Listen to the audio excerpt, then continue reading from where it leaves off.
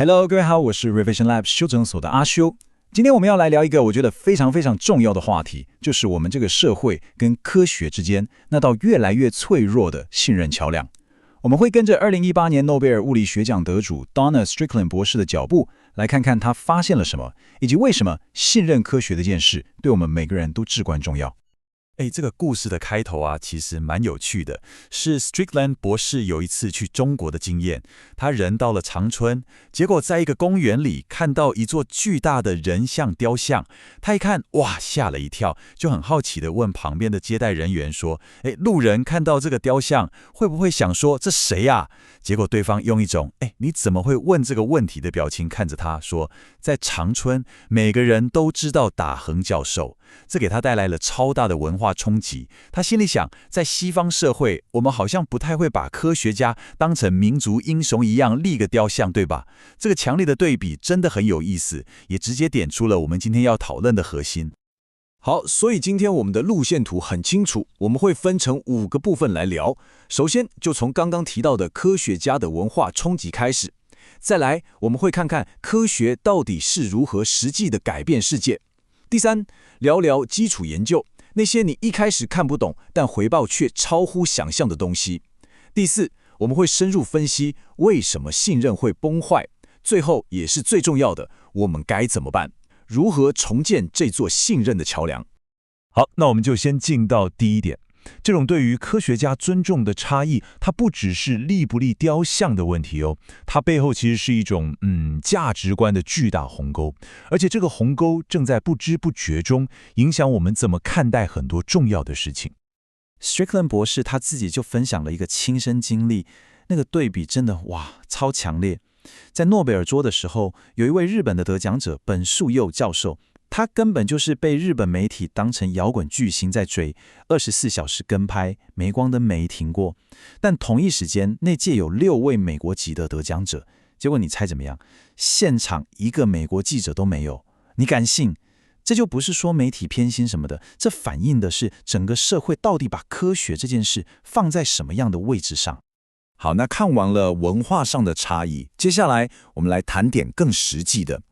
就是當一個國家真的選擇信任科學，並且大力投資科學的時候，能帶來多大的改變？這可不是說說而已，而是足以徹底扭轉國運的關鍵決策。如果你正在聽，這部分非常值得你筆記。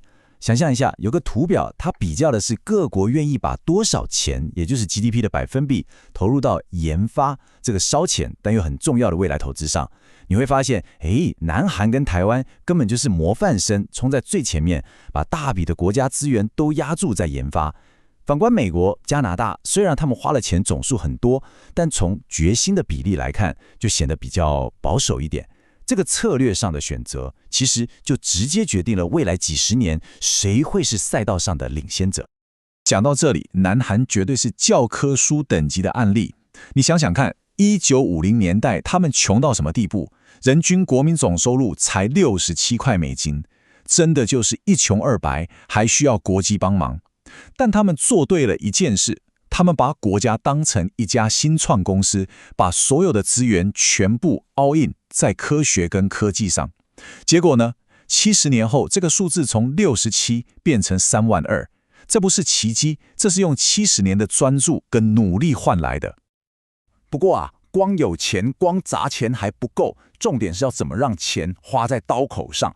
南韓的秘訣就是一個叫做螺旋模型的東西，你可以把它想象成一個超級有效率的團隊合作。大學裡的天才教授想出一個超屌的點子，然後呢，像三星這樣的業界巨人馬上把它變成你能買到的產品。而政府的角色就是那個最強助攻手，幫忙清掉路上所有的障礙物。學術、產業、政府這3股力量緊緊地綁在一起轉動，這就是他們成功的引擎。這引發了另一個思考。我們剛剛講的比較像是蓋大樓看得到的鋼筋水泥，但真正讓這棟大樓能蓋這麼高的，其實是你看不到的地基。這個地基就是基礎研究，而這個地基往往只是源自於科學家一個很單純的念頭。我想知道為什麼。GPS 就是一個超棒的例子。你每天都在用，但你可能不知道它的源頭竟然要回到100多年前的愛因斯坦。他那時候搞出那個超複雜的相對論，當時根本沒人知道這能幹嘛。但這個理論的核心之一就是時間的速度不是固定的，它會被重力影響。快轉100年，當我們要用天上的衛星來幫你定位的時候，因為衛星受到的重力跟地面不一樣，它們的時間走得比我們快一點點。如果沒有用愛因斯坦的理論去修正這個微小的差異，你的 Google 地圖可能直接把你導到海裡去。你看，一個純理論的發現，最後變成我們生活中不可或缺的工具，這就是基礎研究的魔力。MRI 就是我們常說的核磁共振，也是一樣的故事。一開始，物理學家拉比他只是很好奇，原子核裡面到底長什麼樣子啊？就這麼一個單純的問題，他做研究發現了磁共振這個現象。他當時絕對想不到，這個發現幾十年後會變成醫院裡面可以看穿人體、拯救無數生命的超級診斷工具。所以說，基礎科學的回報常常是無法預測的，但一旦發生，那個影響力就是超級巨大的。好，接下來我們就要進入今天討論最核心也是最讓人揪心的一個部分。科學明明帶給我們這麼多好處，但為什麼很奇怪的是，整個社會對科學的信任好像正在一點一點的瓦解？這個信任的崩壞原因很複雜啦，不是單一因素。有些是來自企業的貪婪，為了賺錢不擇手段；有些是人性，我們就是不喜歡改變。當然，科學家自己也不是聖人，他們也會犯錯，甚至有人會造假。還有媒體的過度吹捧，把一個小小的研究講得好像明天就能治百病一樣。更不用說現在網絡上到處都是假訊息。但追根究底，有一個最大的魔王，就是我們的情感常常會打敗冷冰冰的事實。有一個氣候科學家叫麥克曼恩，他的故事就是一個最好的證明。他畫了一張圖，這張圖是過去1000年的氣溫變化。你看那條線，前面900多年都平平的，很穩定，就像一根曲棍球棒的握柄。但是在最後100年，也就是工業革命之後，那條線突然咻一下，幾乎是垂直往上飆，就像球棒的前端一樣。他只是把數據畫出來而已哦。結果呢，他受到了死亡威脅，就因為這張圖挑戰了某些人的信念跟利益。疫苗的爭議是另外一個更讓人無力的例子。故事是這樣的：1998年，有個醫生發表了一篇論文，說 MMR 疫苗可能跟自閉症有關。這篇論文後來被證明根本就是瑕疵品，研究方法大有問題。後續幾百個、幾千個更大型的研究都說這兩者根本沒關係。那本期刊也把論文撤掉了，科學界自己糾正了這個錯誤，但是來不及了，因為那個說法它點燃了所有父母心中最深的恐懼。這種建立在情感上的不信任，一旦種下，就算你拿再多的科學證據來，都很難拔除。直到今天，這個謠言的影響力還在。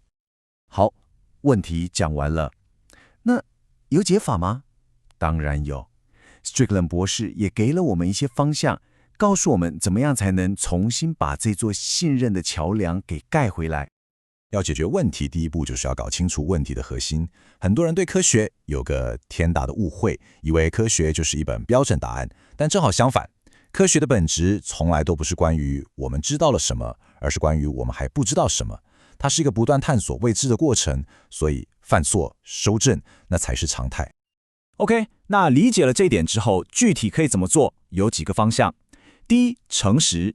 科學家在跟大眾溝通的時候，不能只報喜不報憂，就算有些事情還不確定，也要老實說，因為信任的第一步就是誠實。第二，對話而不是說教。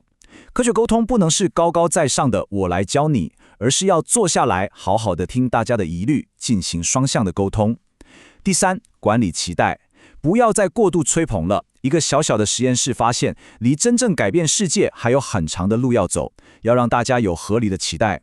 最後，可以多辦一些公民科學的活動，讓一般民眾也有機會親手參與科學研究的過程，他們才會真正理解，哦，原來科學是這樣一步一步做出來的。總結一下今天的重點，我們一開始從 Strickland 博士在中國看到的雕像開始，感受到了文化上的衝擊。然後我們看到南韓這麼用70年的時間，靠着投資科學從谷底翻身。接着，我們也理解到，像 GPS 跟 MRI 這些偉大的發明，其實都來自科學家最單純的好奇心。再來，我們也深入分析了為什麼在事實與情感的拉扯下，信任會這麼脆弱。最後，我們也找到了一些重建信任的方法。這一切都回到原點，科學就是從未知開始的。那這就留給我們所有人一個大哉問：身為一個社會，我們到底該如何學習、去擁抱，甚至去享受這種不確定性呢？今天的內容就到這邊。如果你覺得這集有幫助，記得馬上點讚、訂閱、開啟小鈴鐺。我們正在衝訂閱，需要你的支持。我是阿修，我們下次見，拜拜。